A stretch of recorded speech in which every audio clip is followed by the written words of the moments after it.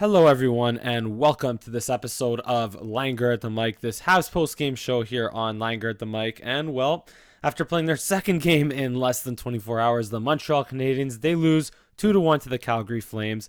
And it honestly could have been a lot worse than 2-1. So give the Habs kind of credit for that, I guess. But essentially, look, the NHL schedule makers basically gave the Canadiens the middle finger on this one because they came to play a 9 p.m. game, 9 p.m. Eastern Time game, after finishing an 11 p.m. Eastern Time game in a different time zone. And the Flames were also off since Sunday, where the Habs, like I said, they played 2 games in Vancouver since then. And they also, I mean, you can't have expected them to fire their coach and then come in rejuvenated with their new head coach, Darryl Sutter. But yeah, we could make excuses. We shouldn't make excuses, and the players and coaches certainly won't. But you know what? This is just a throwaway game, honestly. Because look, the Habs were obviously not going to have as much juice as the Flames for all those reasons I just mentioned. The Canadiens, by the way, look, they had 75 plus shot attempts against the Canucks yesterday. The Canadiens, they had 11 shots on goal through 2 periods tonight. 11. When they had 15 shots on goal or something crazy like that in the first period alone against the Canucks yesterday, and they finished with 40 plus shots on net after dominating the Canucks. So clearly, the Canadiens were going to come out as well as they did against the Canucks yesterday. They're already behind the 8 ball at the schedule, and honestly, give them credit for hanging in there as long as they did.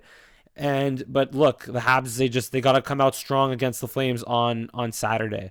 But that was a fun third period, though. Like I said, give the Habs credit for hanging in there, and they came out to kind of turn things around in the third period a little bit. Like Corey Perry, man, he continues to prove me right as a valuable bottom six forward.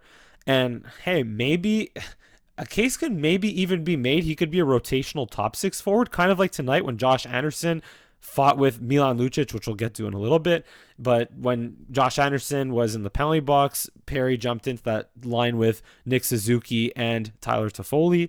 And look, his work in front of the net, his work down low, battling, retrieving pucks in the corner, his work on the power play. Also, he had a nice chance on the power play in the third period as well. But obviously on the goal, he just did a fantastic job screening Jacob Markstrom, and then Weber obviously made the right play, putting the puck to the net, which deflected off Josh Levo and then off Corey Perry and into the net. And that essentially broke Markstrom's shutout, not only in this game, but for the year against the Montreal Canadiens, because obviously don't forget that Jacob Markstrom shut out the Habs back in January in a 2-0, or essentially a 1-0 plus an empty net goal win for the Calgary Flames back in January.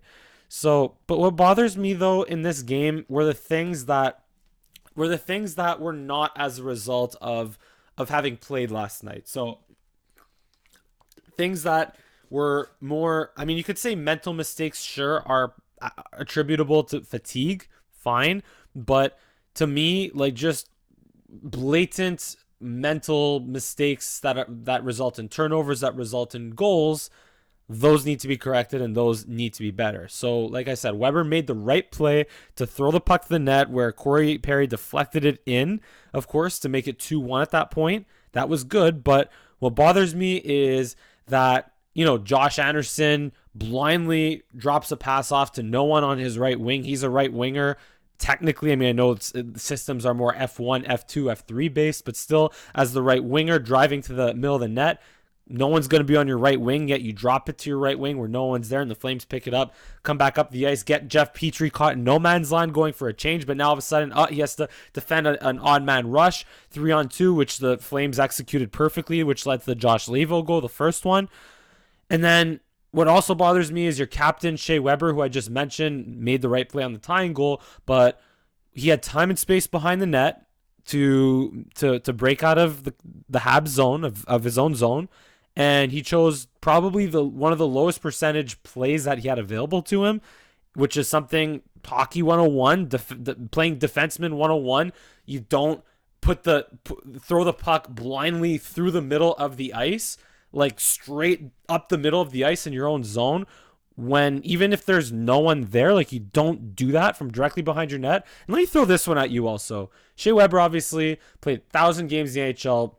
Norris Trophy winning defenseman, I'm pretty sure, yeah, once or twice, multiple times, whatever. If that I don't have off the top of my head, but one of the best defensemen in one of the great defensemen of the 2010s. Shea Weber is right, Yoda, but what if PK Subban makes a pass like that? Just a thought. I'm not saying PK. I'm not gonna talk about the trade, but I'm just saying, what if PK Subban made that pass? How would the coaching staff have reacted? How would fans have reacted? How would the media have reacted? Like, anyway, just wanted to throw that idea at you guys, I guess. But look, to me, just low percentage pass straight up the middle. That's something that, when like as the captain, and on paper the number one defenseman. I mean, you could say Jeff Petry's the best defenseman on the Canadiens, but still as the on paper number one defenseman on the team, like that can't happen. That just can't happen. I don't care if they played 3 nights in a row. You can't throw the puck directly up the middle of the ice like Shea Weber did, especially when you had a breakout option. I'm pretty sure he had a breakout option to his left side, which would have been much easier. Or, again, worst case, I've said this on Twitter, at Mike Langer. Follow me on Twitter and on Instagram at Mike Langer. But to me, I'm okay with icing the puck if there's no obvious player holding on to it a second longer, versus making a stupid play like that up the middle and turning it over and leading it to a goal, right? So that obviously made it 2-0. But then also what another thing, so that's your captain, Shea Weber, and then in the third period, your assistant captain, Paul Byron, who, by the way, should not be on the ice with less than 5 minutes left, and when you're down 1-0, because he has 1 goal this year, 2 goals tops, yeah, I think just 1 goal this year, so he shouldn't be on the ice with less than 5 minutes left when you're down by 1, but he takes a slashing penalty in the Habs zone with 2 minutes and a half left, and essentially ruined all chances of the Canadiens mounting a comeback unless they get a shorthanded goal, which they haven't done since, they have 7 on the year, sure, but they haven't done that since January. So those are the things that bothered me. And also, look, the Josh Anderson fight with Lucic. I mean, look, after what happened to Ben Sherratt yesterday, in the words of Mufasa from Lion King, being brave doesn't mean you go looking for trouble. Yeah, I use that reference. But while you can say that the fight, like, look, people are going to say that fight sparked the Canadiens to get that 2-1 goal, or that Corey Perry goal. It didn't. It doesn't work that way. Like, fighting doesn't spark better play necessarily. I'm not part of that mantra. But anyway, you need goals to score when you're down 2-0 and coming off fatigue from the game that you played before, or the night before, a phenomenal game that you played the night before, and you're down 2-0 in the third period. You need goals at that point in the game. And Josh Anderson is someone who can score you goals, and who also hasn't been 100% healthy this year or in years past, and clearly isn't as effective when he's not as healthy. So while it was sure brave of him to go at it with Milan Lucic, it was also very dumb, and he could have gotten hurt. So that was dumb. And oh, by the way, Lucic came within inches, like maybe this close, of clocking Josh Anderson square in the face. Like, his punch, like, I think it was a left-handed punch he went with, missed Josh Anderson by like that much. Like, Josh Anderson just got out of the way of it. But imagine if he connected with that. Like, and Josh Anderson just knocked out, KO from that. Like, how much, like, that wouldn't have accomplished anything. So anyway, but again, just look, for the first 2 periods of sloppiness in their own zone and being out of sync and all that, surprisingly didn't lead to any goals directly. I mean, it was besides the Weber pass, obviously, but with all the sloppiness through the first 2 periods because of being out of sync, and because the Habs just, I think it's mostly just attributable to the Habs legs not moving as fast as usual. Like, those issues I'm sure will get resolved by Saturday, and the Habs will come out strong. But look, at the end of the day, also tonight was just their second regulation loss on the year, on the road. Their second regulation loss on the road on the year. So look, the Habs have been playing well under Dominique Ducharme, as we've seen through the last, 7-8 games, right? One more thing I did notice also was that even though much was made of the newly formed Romanov-Weber pairing with Ben Sherratt's absence, Ducharme did switch up the deep pairings as the game went on a lot more than usual. So it wasn't just a continuous rotation of Sherratt, Weber, Petrie, Edmondson, and Kulak, Romanov, or Kulak, Mete, Romanov, Mete, whatever the third pairing is. I found he was switching up. Like I saw Edmondson out there with Weber at one point. I think I saw Romanov or Kulak with Pete or Kulak with Weber at one point also.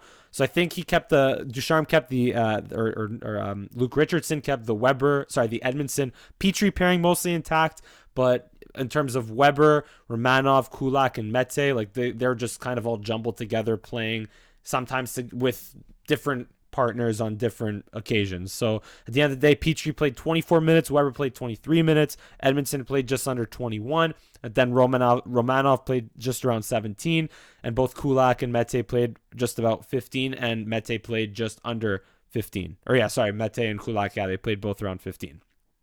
But what was nice though also is to see Jesperi Kotkaniemi's ice time continuing to rise in a top six role. He played 15 minutes, so that's about 2 more minutes than he would average, around 13 per game.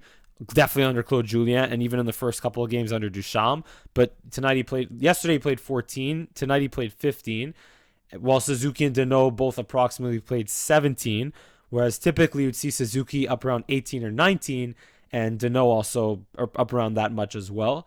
So it was nice to see at least the Ducharme balance out the centers a lot more. But with that being said, Suzuki needs to be a lot better, man. Like, just I don't know. Maybe he's injured. I don't know if he's just maybe in. I don't want to say a sophomore slump, but maybe he's just because of the fact that he's a 21-year-old second-year centerman trying to figure out his way into the NHL and how to be a more consistent player. Look, at least he's playing a decent 200-foot game, but offensively, it has completely dried up for Suzuki right now. I mean, he did have a good shift that led to the Weber goal, but it's just not happening enough for Suzuki right now. But on the other hand, Deneau, I find that he played another really strong game tonight. Deneau, Armia, Tatar. Tatar was very active on the forecheck a couple of times, and he had the chance, obviously, where unfortunately Kotkaniemi, by the way, made some beautiful passes on the power play, and that play that he set up to Tatar just held it on for a little too long. He just held it on for a little too long, let Markstrom, who, by the way, didn't even stand up. He did a reverse VH kick off his post, and he was down the whole time. Like, if Tatar lets that rip in the high blocker side, like, that is a good chance of being a goal. Or, sorry, high glove side, yeah. Because he held on to it a little too long, gave Markstrom a chance to get in position and read his release. And, yeah, and Markstrom, to his credit, made a really nice save. But if that's Caulfield, then honestly, I'm convinced if that's Cole Caulfield with that chance, that's going in the net. But that being said, the guy that I've said has been kind of Caulfield-like in terms of his shooting and release, Tyler Toffoli, he had a similar chance like that in this game in the second period, I want to say, where he also kind of just held it a little too long, which gave Markstrom the chance to stop it. But anyway, that's all we got here for tonight on this Langer at the Mic Habs post-game show. As usual, first of all, the Canadiens do have a conditioning day for tomorrow, or a rest day, but a conditioning day as they like to call it. So there won't be any excuses for Saturday. They'll have already spent 2 days in Calgary with the light conditioning day tomorrow. Carey Price should be back in front of the net on Saturday, so they should come out in full strength, and hopefully they will just sabotage Darryl Sutter's old school whatever hockey game and make hockey fun for us Habs fans on Saturday. But that's all we have here on this Langer at the Mic Habs postgame show. As usual, if you enjoy my commentary, give me a big thumbs up on this video. Subscribe to my channel here at Langer at the Mic. Give me a follow on Twitter and Instagram at Mike Langer with 2 R's. And once again, this has been a Habs postgame show here on Langer at the Mic, and thank you so much for watching, and I look forward to seeing you again next time.